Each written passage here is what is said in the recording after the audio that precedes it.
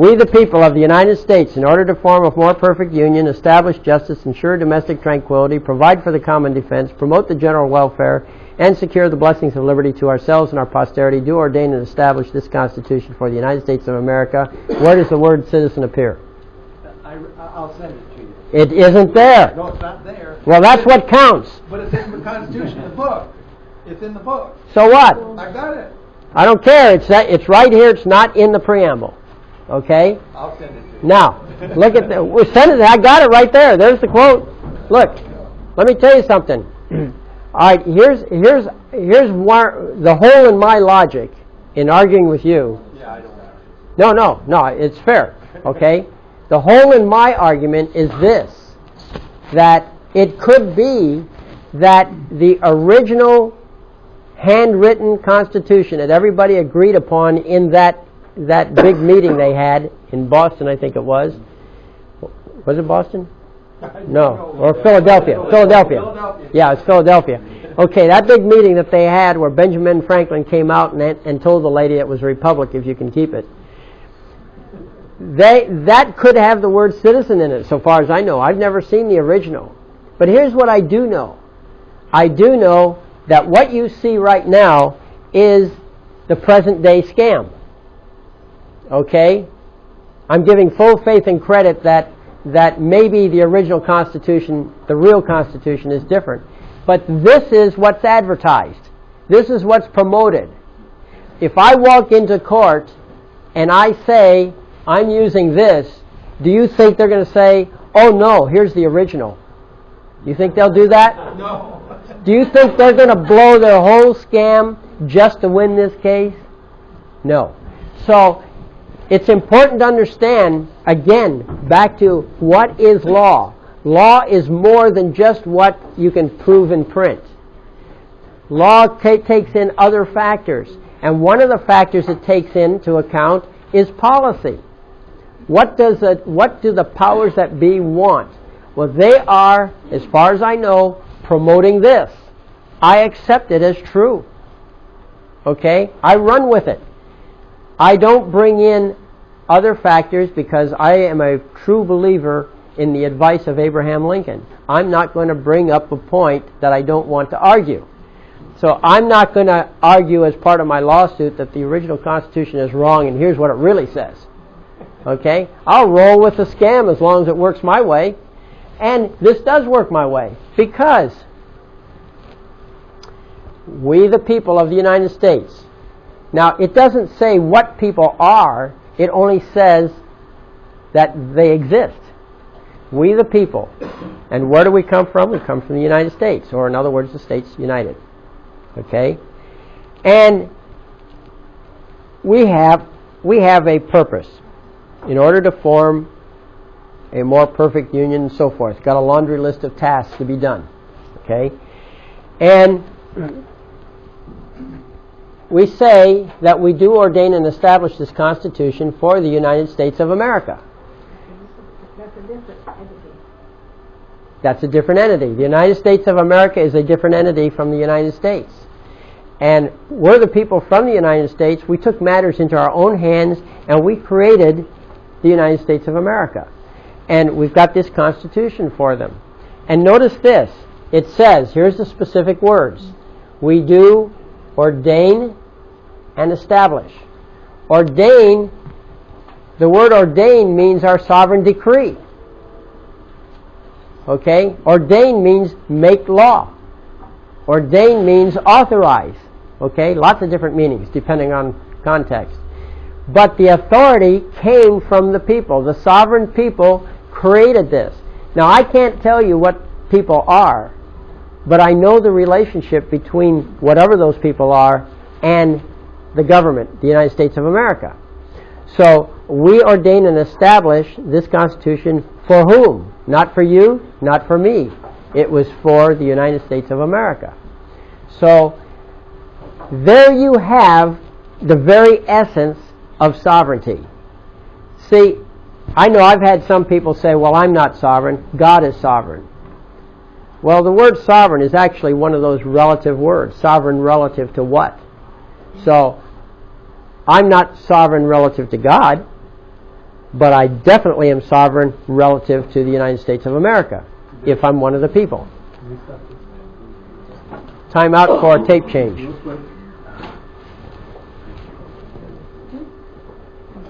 Okay, we're rolling. Forget it. It's not a break yet, you guys. Okay, does anybody want a break? Is it time? It's 11:45. Do you need a little break of some kind? Well, we'll take a 5-minute break, all right? Before we break, Yes? could we decide on maybe setting up a mic in the aisle there and letting people... We don't have a mic stand, so if we'll put it on the table, that'd be fine.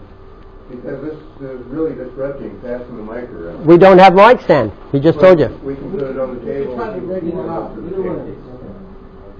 Okay, so let's take an exactly 5-minute break, and then we can roll on.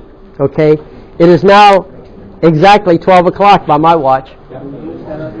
So it's 12. We'll have lunch at 1.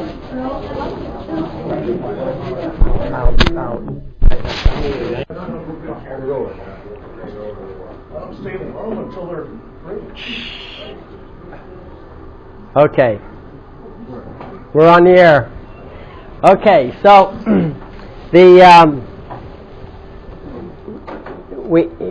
going back to the subject of sovereignty, the question is people are citizen, which one are you? And this is kind of important. If I can find it here again. There we go. People are citizen, which one are you? So we have the preamble. The preamble basically is what is presented to us. You know, we're not in the position to know everything.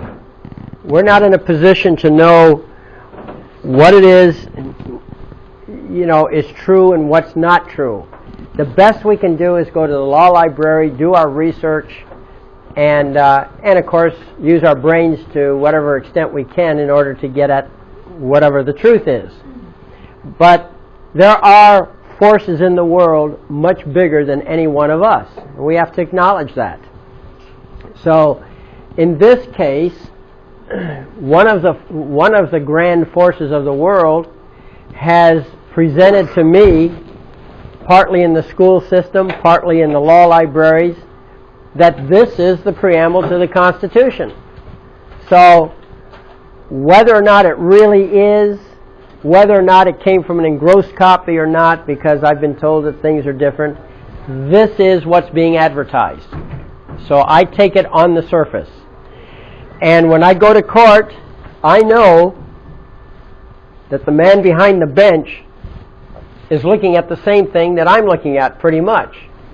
And if I present it, if I say that I'm one of the people of the United States or one of the people of Arkansas or whatever jurisdiction we're talking about, I know that they're basically going to accept it. And if they don't accept it, well, then it's time for the truth to come out, right? We'll look at his truth as compared to my truth, and we'll see which one is the true one. And of course, that if it turns out it is different, you can bet there's going to be a big argument about it, right? Because this is what I was told, but you resolve it. Well, my theory is that these guys are not going to blow their scam just to win this one case. Okay? And so if I happen to catch them in a little mistake in how they presented themselves, well, they'll live with that. You know, no one of us is a big factor to their system, so they'll let us go on that point. Well, if they don't let us go on that point, and they try to pull rank because of some secret they had, that immediately invalidates them, because now you can say, well, hey, you knew that all along? That wasn't part of my contract with you, if you're saying I had a contract. Okay? And so under normal contract law, it's invalidated. Right? Is everybody clear on that? So anyway, so I fly on that principle. We the people ordain and establish this Constitution for you guys, meaning the government, the United States of America. Well, there is absolutely nothing in the words ordain and the words establish that says that the people gave up their original sovereignty. See, when we broke away from England, we rejected the king. Also, the king rejected us. He issued an order canceling all the charters. So, there we were, cut loose. And, of course, there was a physical fight over it, and a little war, but we won. And so, all I know is that when we broke away from England, there was no system. There were no precedents anymore. So the people were on their own. The people were 100% self-governing. So then there was a few people who were organized, and they called themselves states. Okay? And they did whatever they did. They created this thing called the Articles of Confederation. And that didn't really work out too well. So they sent a committee, they set up a committee to make some modifications to it. And the people who were in that committee said, well, this isn't going to fly either. Let's start over. And so they broke away from their original assignment, their original authority, became independent, started functioning as independent people, independent of the states, and they constructed this thing called the Constitution for the United States of America. Okay? Now, at the end of the Constitution, there's a little provision in there. It says, here's what we've presented. I'm paraphrasing. But it says, here's what we've come up with. We, the people, have come up with this. Now, if 9 of you states out there will come on board with this, it's a go. If we can't get 9 of you to agree with it, well, then we won't do it. Well, 9 of the states, in fact, it ended up being 13 states originally, came on board. They said, it's a go. But you understand, the people were a separate entity. They created this thing, and they invited these individual organizations to join in, which they did. And there's court cases that support that. There are court cases that say that the states contracted in, and there's no provision for them to break the contract, to get out. And they also said that the Constitution was created by the people and not by the states. Okay? That's a given now. So, the people were sovereign in their authority. They created it, and when the people ordained it, that means make law. And when they established it, that means wrote it on paper. There is nothing that says they gave up their sovereignty. The people are sovereign. And when we say sovereign, we mean sovereign relative to the United States of America. Now, all of your state constitutions are written in a similar fashion.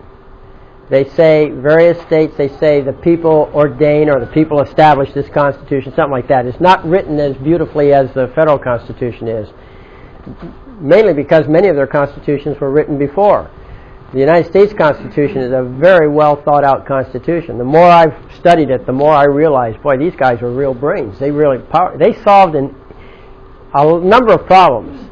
There was also some holes in it, which are, I think, responsible for the problems we have today. But they did a real good job, considering the amount of time they spent. So this is where the fundamental definition of sovereignty comes from. This is what I base it on. Okay? Now, this is also, if you look at the preamble, you'll see that every element of a trust is in there, because that's what the United States of America is. It's a trust. It's a corporation. All corporations are trusts. Okay? They may not call them trusts, but they are trusts. So you've probably heard of a Massachusetts trust, or a common law trust, and a living trust.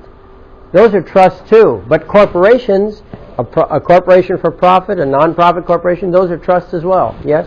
Is it over here? The trusts are all trust corporations. No.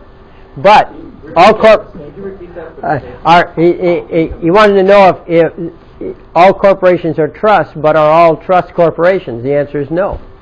Okay? But there's a clever way, a very simple way to determine whether or not the organization is a corporation. One of them is that it could call itself a corporation. That's one way you can tell. Yes? They call it, I heard a senator say, a corporate citizen. Corporate citizen is what they deem us.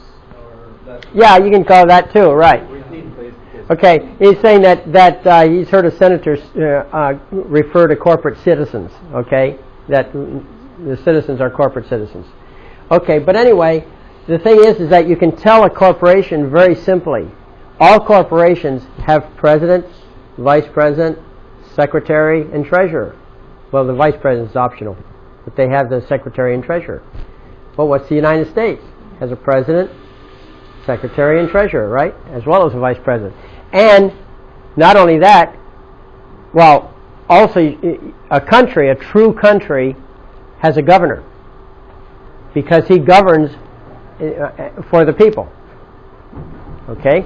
So the United States is actually a public trust, a corporation, and you can see the elements of a trust. Who's the trustor? Well, it's the people, we the people. And what's the venue? It's the United States. The people of the United States. And what's the purpose? In order to perform a more perfect union and so forth. Okay? Who's the beneficiary? Well, it's to ourselves and our posterity. And what's the enabling action? Well, there's two of them. We ordain it and we establish it. Okay? Declare the law and bring it into existence. And what is it? It's the Constitution. And who's the trustee? The trustee is the United States of America. That's it. See? So it's a trust. So there's no authority on the part of the United States of America to take over the people. Simply isn't there. Now there was a case I remember a few years back where this little boy was he was being abused by his father. Okay? And his father they kept calling the authorities, and the social workers came in and they made their little record, and their record showed a progressively more aggressive abuse, and finally it ended up the kid was killed by his father. Okay? And the record showed it, that he was just getting worse and worse. So the relatives of the child sued the state for failure to do something about this. And it went all the way up to the Supreme Court of the United States. And the Reagan administration, which was the one in which this case originated, they urged the court to hold the state not responsible. Okay? And that's exactly what happened. The Supreme Court said that there is nothing in the Constitution that obligates the government to protect a person's life, even if his life is in danger. What's the case on that?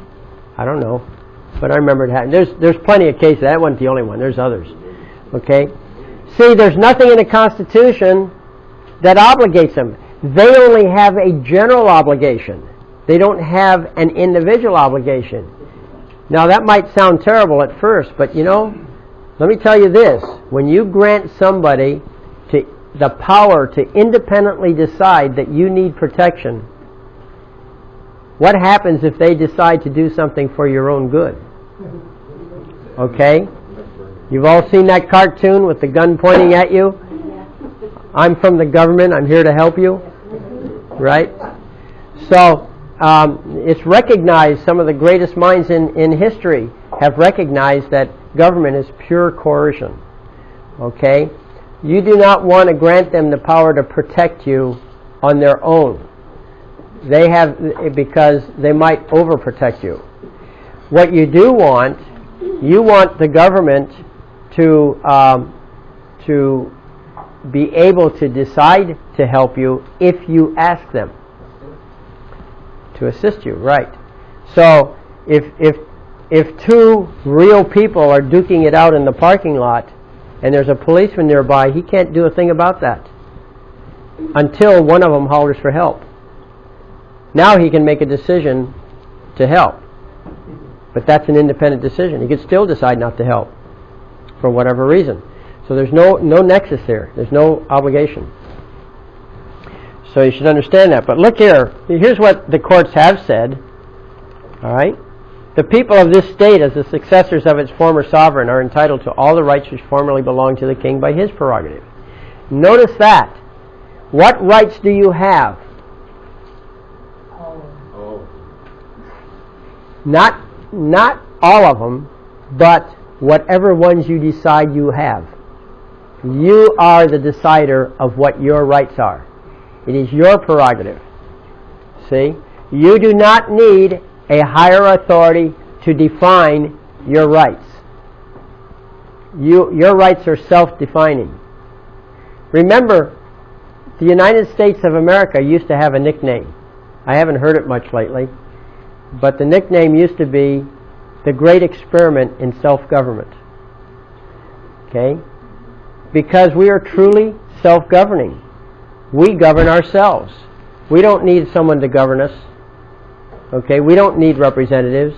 We may choose to delegate some work to a representative and have him do some stuff, but whatever he does is not obligatory on me. Okay? So if he screws up and does something I don't like, I can just ignore him. That's the theory. Okay? Now we also know that in actual practice, just like we've outlawed robbery on the streets, people still get robbed, even though it's illegal. So there's definitely a difference between theory and reality.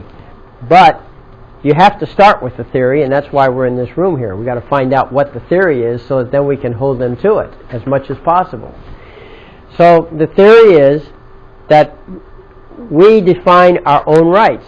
We are entitled to all the rights which formerly belonged to the king by his prerogative. Well, since there's no king, it becomes our prerogative. We've inherited that too. Okay? That was Lansing versus Smith in New York. Okay. This is more discussion of what I told you. The enabling actions in the preamble are significant because there is simply nothing in the use of those words, which is ordain and to ordain and to establish. There's nothing in those words that imply that the people relinquished any of their own power and authority. The people declared the law, they ordained it without taking away from themselves the authority to declare law again in the future. The people established the Constitution without taking away from themselves the authority to establish anything else in the future. In other words, the people give birth to the Constitution without giving up any of their own power and authority. What was before continues to be so today. If they're going to change that, see, if you talk to an attorney and you ask him what is the significance of the preamble, he's going to tell you that there is no significance. Okay? The Constitution is the body of it. That's what counts. The Constitution, the preamble means nothing. It's just an introductory paragraph. It, like putting flowers on something. So, but the fact of the matter is that the Constitution is a fork in the road. Okay? It's a fork in the road. We the people ordained and established this Constitution for you guys over there. Now we the people are still here. Okay? We've created this thing. But if we so choose, we can leave our people position and go under the Constitution and operate according to those rules. But that's a choice that we make, not a mandate. Okay? That's very important to understand that this is what we do by choice. All right? If you owned a business, you created a business, you founded a business, you created it. I'm not talking about a corporation. I'm talking about a sole proprietorship. You owned the business, you created it, grew, and it grew to the point where you had to hire a manager. So you hire this manager, and you tell him what to do. And you got to the point where you've got a reliable manager and reliable staff, and you decide to back off. You don't want to be that close to your own business anymore. So you say to the manager, I think I want a job as a janitor here. And so you go in, and he hires you, in as a janitor, okay, and you clean a place and you're happy with that. You're still the owner, but you're happy with that. Now, in that circumstance, you're voluntarily taking direction from the very people you've hired that work for you, right? And there's nothing wrong with that. If you want to do that, you're the owner of the business, you can do it. Well, by analogy, you got the same thing with the United States of America and the individual states. You may choose to be a citizen of the United States, just like you may choose to be an employee of your own company. But it's a choice. It's not something that's absolute. You can back off and you can say, no, I don't want to work there anymore. You know, I've decided to go back to being an owner. Well, that's what you're saying when you say you're going to be a sovereign. And let me show you, I'm going to take you back to an actual case which supports that idea. We'll go to Republic versus Democracy. Now, before I show you that case, I want to show you a little bit about this. Okay, in the Pledge of Allegiance, we all pledge allegiance to our republic, not to a democracy. Well, what is a democracy? That's first. I want to talk about democracy first. Here it is. A democracy is that form of government in which the sovereign power resides in and is exercised by the whole body of free citizens directly or indirectly through a system of representation as distinguished from a monarchy, aristocracy, or oligarchy, and by the way, as distinguished from a republic. Okay? This is straight out of Black's Law Dictionary, 5th edition. A lousy edition, but at least they got that right. Okay? 4th edition and earlier is a better dictionary. 5th edition, I like the 5th edition and later copies because they tell me what the policy is. They tell me what the powers that be want the attorneys to know. But the 4th edition and earlier is where I get the law and the cases and that type of thing. So, and then the older the law dictionary is, the probability is the better it is. I like Bouvier's Law Dictionary, and on the CD that I will be sending you, Bouvier's Law Dictionary is on it, the 1856 version. Okay, so it's a very good edition. I believe that is the edition that was accepted by Congress. Okay, anyhow, a democracy. Well, let's talk. What is a democracy? Well, basically, you can define a democracy as being 51 beats 49. Okay? In a true democracy, 49% of the people have no rights. Whatever they have is granted by the goodwill of the 51. Okay? There is no such thing as rights in a democracy for the minority. In other words, mob rule versus... No, not mob rule. It's organized. It's okay. It's majority rule, but it's whatever. It's voted on. Okay. So I know that's a nickname. That is a nickname for for democracy. But in truth, excuse me, Bill. I wanted to ask you a question. Going back to Bouvier's 1800 edition, was that 1856 edition? Did you say that was that the entire edition that you had on the disc? So far as I know, it is. So I think it's the entire 1856 edition. I know I had an 1856 edition I looked at, and I did look up a few words to check it. It was word for word the same, so I assume I got the correct copy. I didn't create it. Saying, is that the entire edition on the CD? Yeah, that's what I'm telling you. I checked a few words, and it checked out. I didn't look at the whole thing. You know, I mean, I'm taking it on a certain amount of faith. But, you know, I did look up some critical words I thought would be important, and it was all there, word for word, the same as the printed edition I had. All right. So, the Bouvier's Law Dictionary on the disc, I think, is complete. Is the court of record there? Yeah, you're looking at it right here. Okay, that is it. Yeah, you're looking. Well, I don't have. Oh, I don't know if court of record is in Bouvier's or not. Didn't look up that one. But anyhow, the point I'm getting at here is that a democracy is 51 beats 49. So the minority has no rights. The 51% don't need rights because everything's going their way in the first place. Okay? So you basically have a dictatorship of the majority. Now, that's a democracy. Now, let me explain a republic. Now,